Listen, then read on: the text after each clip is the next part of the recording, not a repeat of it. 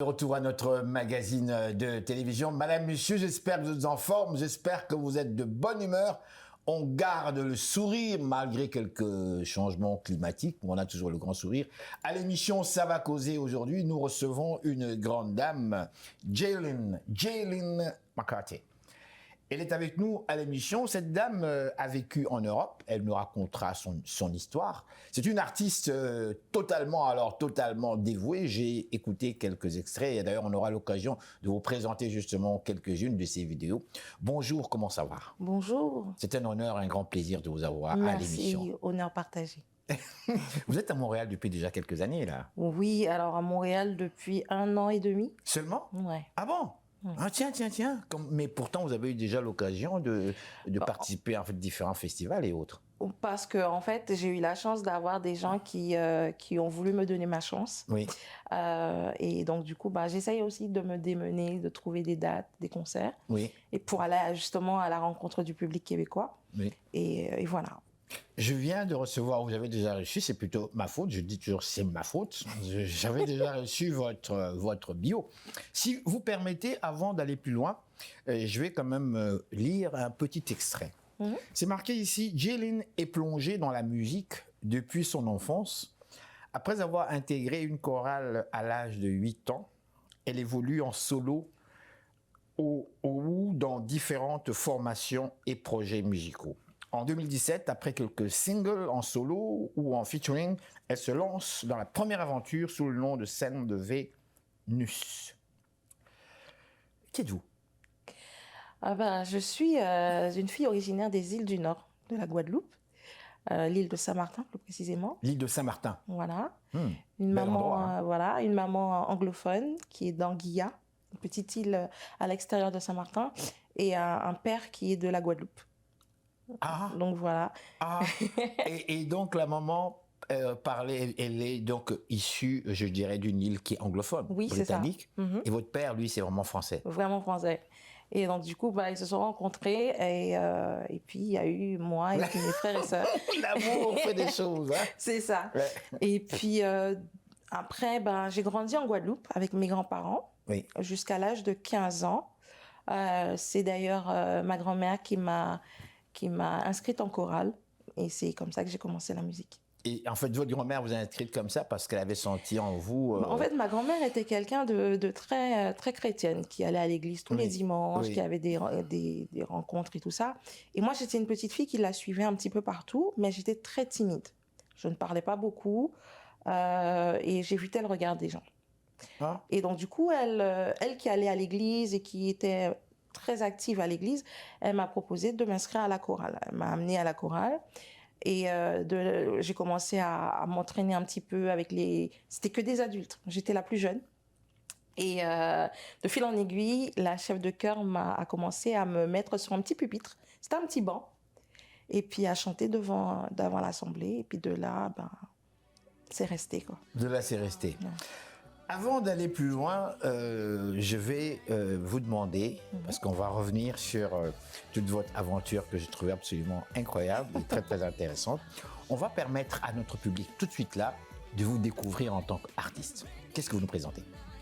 Alors je vous présente mon premier single qui est né ici. Il est sorti il n'y a pas très longtemps. C'est un single qui a été écrit en collaboration avec avec deux artistes qui sont basés ici, donc D. Joyce et Lia Shirley. Et donc Toute la Night, c'est le premier single qui est sorti ici quand je suis arrivée. Mais il y avait déjà des morceaux qui étaient connus du public québécois. Je pense qu'on ne savait pas qui j'étais à l'époque parce que j'étais encore en France à cette période-là. Mais Toute la Night est née ici et Toute la Night raconte mon histoire.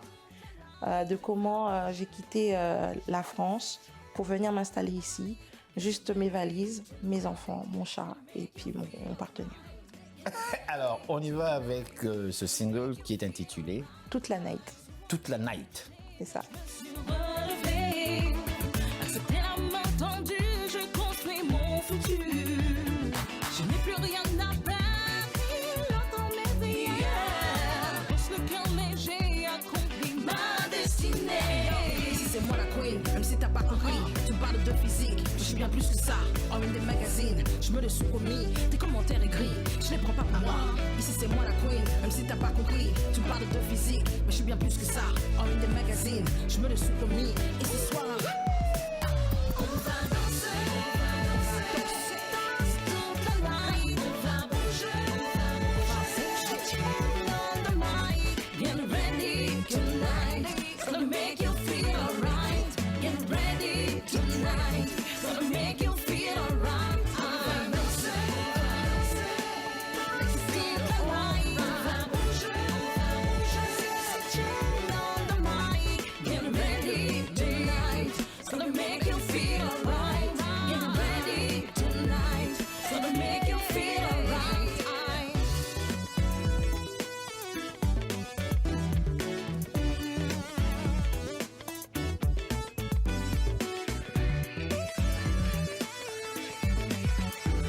Get ready tonight.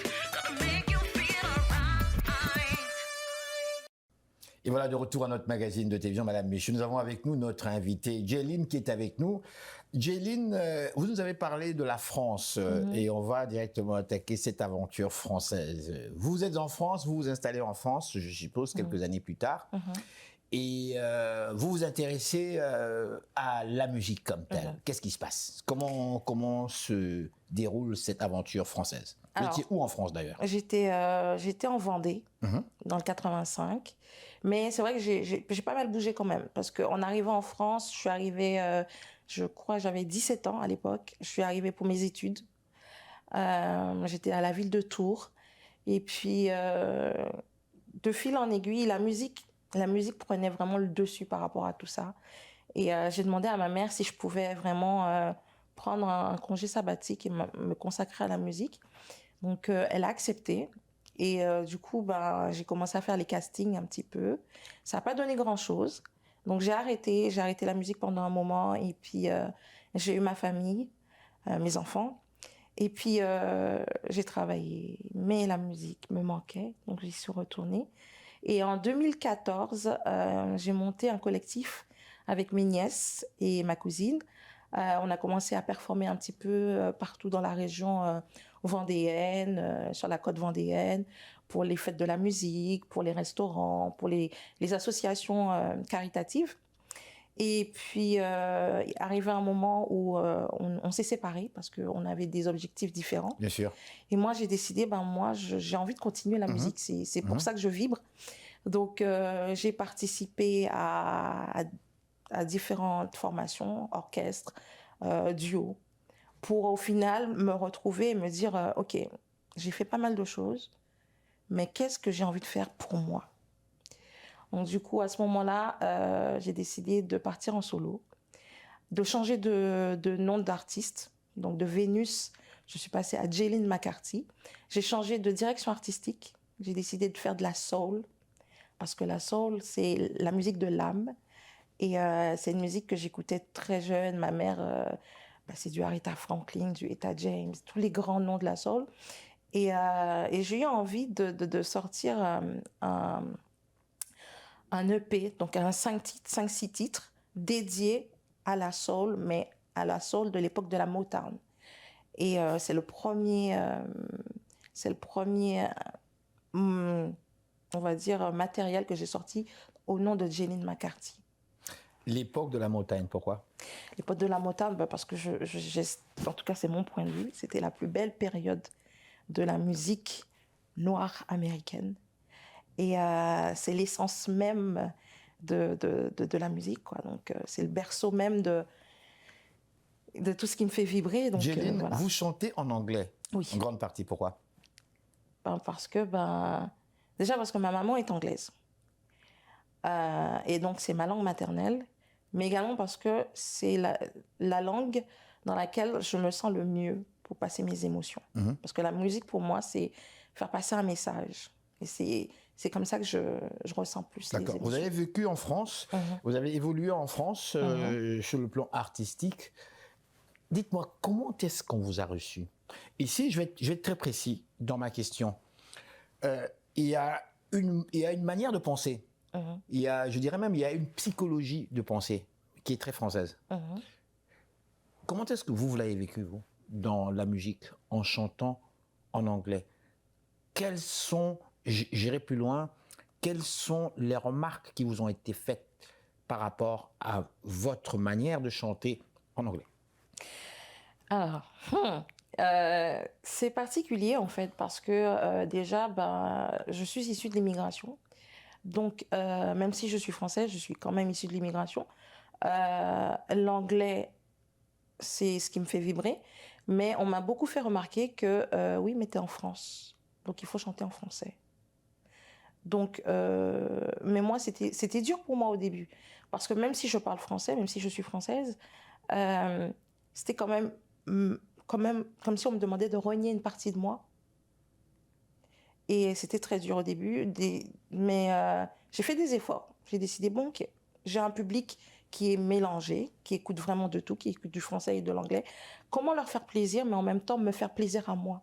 Parce que si je chante, c'est d'abord pour moi, c'est me faire plaisir à moi. Et à travers cela, je fais plaisir au public. D'accord. Donc, il ne faut pas que je m'oublie. Donc, j'ai décidé, OK, dans mon répertoire, je vais inclure quelques chansons en français, mais je vais continuer quand même à chanter en anglais. D'accord. Donc, Tout à l'heure, on a parlé du nazisme. Chez les chanteuses noires américaines, généralement, c'est ce que d'ailleurs les Français et les Françaises font comme critique en France. Et ça date de très très longtemps. Là, je vous parlerai des années 68, 70, où les Françaises particulièrement se moquaient des chanteuses noires américaines parce que selon elles, elles nazillaient. Pourtant, on a remarqué aujourd'hui des grandes artistes, des grandes vedettes, des superstars, je vous citerai des noms comme Mariah Carey, je citerai même en fait Céline Dion et d'autres, on sent ce nasillement-là. Vous avez, ça vous a Tina causé... Turner. Ça vous a causé... Tina Turner. Oui. Ça vous a causé des problèmes? Oui. Oui. J'ai dû travailler là-dessus. Pourquoi? Parce que Pourquoi? parce qu'on me disait tout simplement, ouais, mais tu chantes trop du nez. Essaye de... Ils vous l'ont dit carrément? Ouais. On m'a demandé de travailler là-dessus. Ah bon? Ouais. Pourtant, ils adorent la musique américaine. Pourtant, Ouais. ils reçoivent des grandes artistes américaines chez eux. Ouais. C'est, Tina Turner, j'en parlais, ça fait sa marque de fabrique. Exactement. Quand on entend la musique de Tina Turner, on entend les résonateurs. Ouais. Donc, et puis moi, j'ai appris à chanter justement avec mon visage entier. C'est que tu ouvres la bouche, oui, pour faire sortir la voix, mais il faut utiliser tes pommettes, il faut utiliser le nez. C'est tout ça qu'on m'a demandé de déconstruire, en fait. Et c'est compliqué. La preuve en est, c'est que encore aujourd'hui, je chante avec mon nez, quoi. Vous le êtes son vous-même. nasilla. Vous êtes vous-même. Vous êtes naturel. C'est pas fait exprès, en fait. C'est que c'est mon empreinte. Donc, voilà. J'écoute, je travaille sur certaines choses, mais je n'oublie pas qui je suis. Comment vous avez pris cette décision de venir ici, l'Amérique, le Québec? Le Québec et moi, c'est une grande histoire d'amour, j'ai envie de dire, parce que j'étais jamais venue. J'ai fait mes valises, j'ai pris mes enfants et on est venu. Un 25 décembre. Vous n'étiez jamais venu? En pleine tempête. Vous n'étiez jamais venu? Jamais Mais venu. vous avez quand même entendu parler quand même. Oui. Des commentaires quand même. Ouais, et souvent les commentaires n'étaient pas les meilleurs. Parce que bon? c'était, oui, mais il fait froid là-bas, je te donne même pas longtemps, vous allez revenir. On vous donne même pas... Ah bon? Ouais. Le froid, surtout la Ouais, température. c'est le froid, c'est le froid. Ça caille Du coup, dur. je me suis dit, ok, ça fait peur d'entendre les gens dire ça. Je suis pas toute seule. J'ai des enfants qui étaient en bas âge à cette période-là, qui connaissaient pas le Canada. Et donc, je me suis dit, ok, on va faire d'une pierre deux coups. On va partir. Ils vont aller découvrir une autre culture. On va partir en plein hiver. Mais dis donc. Dis donc. On va partir en plein hiver parce que c'est là où ça passe, où Janvier. ça casse. Voilà, même pas janvier. On est arrivé en 25 décembre. 25 décembre, cadeau de Noël. En pleine tempête de neige. Oh là là. Et en fait, on a eu de la chance, en fait, parce qu'il n'a pas fait trop froid cette et quand année-là. il neige, généralement, ça Voilà. baisse un peu. Mais, et en fait, les enfants, ils ont adoré. Du jour où ils sont descendus de l'avion, et là, on s'est dit, OK, là, c'est passé. Ils savent ce que c'est. Si on a pu passer ça, on peut y arriver. D'accord. Je vais vous arrêter là, c'est très, très, très passionnant. On va revenir maintenant à votre aventure du Québec comme tel, mais avant ça, le public veut vous entendre encore une fois. Qu'est-ce que vous nous proposez? Je vous propose d'écouter un de mes morceaux qui s'appelle With You. With You. Oui, Avec toi. oui, avec toi. Et est-ce qu'il y a un fond là-dedans? Oui. Oui, oui. Alors, With You est né justement de cette période de la Motown que je voulais mettre en hommage. With You, c'est de base un gospel qui a été écrit pendant la période du confinement, pendant la Covid, où j'avais pour projet de sortir justement cette EP 5-6 titres, mais j'avais le syndrome de la page blanche, j'arrivais à rien. Je sais pas si c'est parce que on était dans une période assez critique quand même, assez compliquée, la Covid, tout, et j'arrivais plus à écrire. Mais ça, c'est tout à fait normal. Et donc du coup, j'appelle ma mère, et puis je dis à ma mère, mais je sais pas comment faire. Et là, elle me dit, mais tu sais comment faire. Tu pries. Tu demandes à ton Seigneur de t'aider. Et je raccroche. Et puis là, je commence à écrire les premières phrases de la chanson qui sont Always by my side, toujours à mes côtés. Tu es la personne vers qui je me tourne quand j'ai dans mes plus grands tourments et tout. Et de là est né With You. Donc je parle du Seigneur, mais je parle également de la musique parce que c'est ce qui m'a aidé à avancer, c'est ce qui m'a aidé à affronter ma timidité et à affronter. Vous êtes timide? Oui. Vous timide? Ah oui, oui. Mais moi aussi. Je suis une introverte. Sauf que moi, personne ne me croit. C'est ça. Nous sommes pareils. Oui, c'est ça. Alors on y va avec With You. With You. With you, I can't feel no one with you. It all makes sense with you. It's not a single doubt through my head alone. You keep me guarded with you. I can't feel no one with you. It all makes sense with you, yeah. It's not a single doubt through my head alone. You keep me guarded. 'Cause when I'm numb by my pain and my darkest hours, I need down my strength and I can feel your power. You showered in your love, I'm on the road to forgiveness. 'Cause I'm the key to my own happiness. Passionate for the photo, yes you are. And I give thanks for the past and present blessings. Life is full of lessons, but I know that I'm not alone. 'Cause with you, Lord, I still got it with you. Yeah. With you. With you.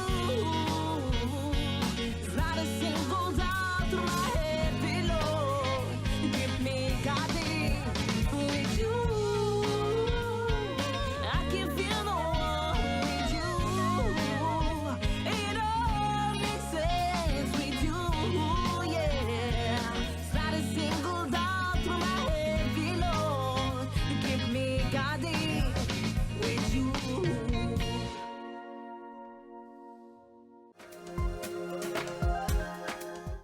Et nous voilà de retour à notre magazine de télévision, madame. Aujourd'hui, on parle musique. Et la question ici, c'est vrai que je suis timide moi aussi. Et quand je le dis à tous mes amis, ils rient de moi. On rit de moi. On me dit parce que tu fais de la télé. Mais ça ne veut rien dire, ça. Non, c'est ça. Les artistes, beaucoup d'artistes sont très timides. Et vous aussi. Oui, oui, oui. Et vous, ça vous a aidé finalement? La musique vous a aidé à. La pouvoir musique m'a sortir de là? aidée parce que justement, je me crée un personnage. Jéline, c'est mon alter ego. Jéline, c'est celle qui ose. Vanessa, de mon vrai prénom, Vanessa est très, très, très réservée. Je suis une introverte. Je suis très bien chez moi. Je sors quand c'est arrivé à une période où je sortais quand j'avais pas le choix. J'étais obligée de sortir, je devais aller chercher mes enfants à l'école. Je devais aller faire des courses. Mais ma timidité était vraiment, vraiment maladive, en fait. Ça me rongeait de l'intérieur. On va aller au Québec, puisque nous sommes au Québec, à Montréal. Vous débarquez, vous évoluez dans la musique, vous êtes ici avec nous à la télévision. Comment ça fonctionne pour vous ici à Montréal? Comment est-ce que le public, comment est-ce que le milieu artistique québécois vous a accueilli?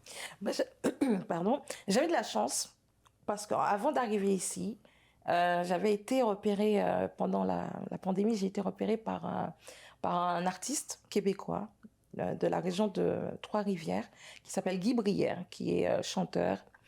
Et il venait de créer sa structure où justement il aidait les artistes à se promouvoir sur les réseaux et un peu partout. Et il cherchait une figure à l'international. Et là, il tombe sur mes morceaux, sur ma personne, et il décide de me signer dans sa structure. Et donc, du coup, ben, mon EP Mind, Body and Soul, il l'a récupéré et il l'a fait connaître ici au Québec. Donc, mes morceaux passaient en radio, passaient sur le territoire québécois avant que j'arrive. Donc, c'était, on va dire, facile pour moi d'arriver, de m'installer, puisque c'était d'ailleurs Guy qui m'a aidé à m'installer avant même d'arriver. Guy Brière, qui m'a aidé à m'installer avant même d'arriver. Et le public québécois, ben, ça n'a rien à voir avec... J'aime mon public français. Ça n'a rien à voir avec quoi? Cause. J'aime mon public français parce que j'ai des gens qui me suivent depuis des années et qui venaient à mes concerts, qui me soutenaient. Mais arrivé au Québec, les gens sont tellement dans l'ouverture, dans la bienveillance. Êtes-vous franche lorsque vous me dites ça? Mais Non, totalement. Non, mais j'aime bien entendre quand même. Totalement. Oui. Dans la bienveillance. Parce que les gens qui vous suivent seront très contents. Hein. Ouais, Il y en a ouais. même qui auront la tête enflée, là, glo, glo, comme ça. Non, mais c'est vrai, c'est vrai. Ah bon? Et déjà, j'avais du mal à aller dans les scènes ouvertes en France. Oui. Je n'y allais pas. Mais ici, Et arrivé ici, je crois qu'un mois après mon arrivée, j'ai été à ma première scène ouverte. Et ça a été magique. Et je me suis sentie bien, mais tout de suite. vous êtes senti chez vous. Ouais. Parce que ben, les artistes entre eux, mais c'est une famille, c'est une vraie famille. Ah, mais c'est merveilleux. Et il n'y a pas ce côté concurrence. Ah, c'est merveilleux. Parce que de toutes les façons, quelle concurrence? Mais Puisque c'est ça. chacun a son talent. C'est la musique. Chacun c'est le a sa partage. façon de faire. Chacun a C'est ça. ses affaires. C'est ça. On termine cette interview, ma chère, avec quel vidéoclip? On va terminer avec Rain. Rain. Ouais. Pluie. Puis, Ah, voilà. Et quand il pleut, quoi, qu'est-ce qu'on fait? On fait des enfants quand il pleut? Rain. ça, c'est un truc entier, ça. C'est pas faux. Alors, qu'est-ce que tu nous racontes là-dedans? Mais Rain, en fait, justement, c'est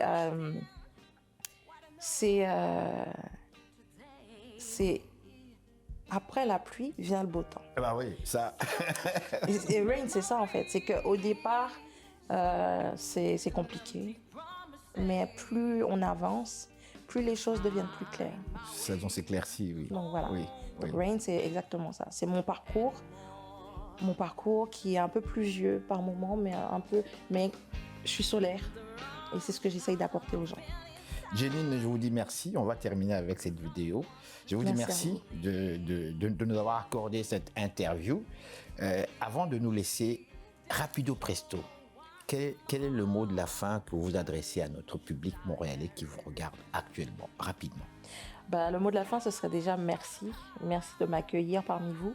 Merci de l'amour que vous me portez et de me permettre de partager ma musique avec vous. Et puis, si vous avez un rêve, foncez. N'attendez pas demain, parce que demain n'est pas sûr. Merci, effectivement. Merci beaucoup. Jeline, on y va avec Rain. Rain.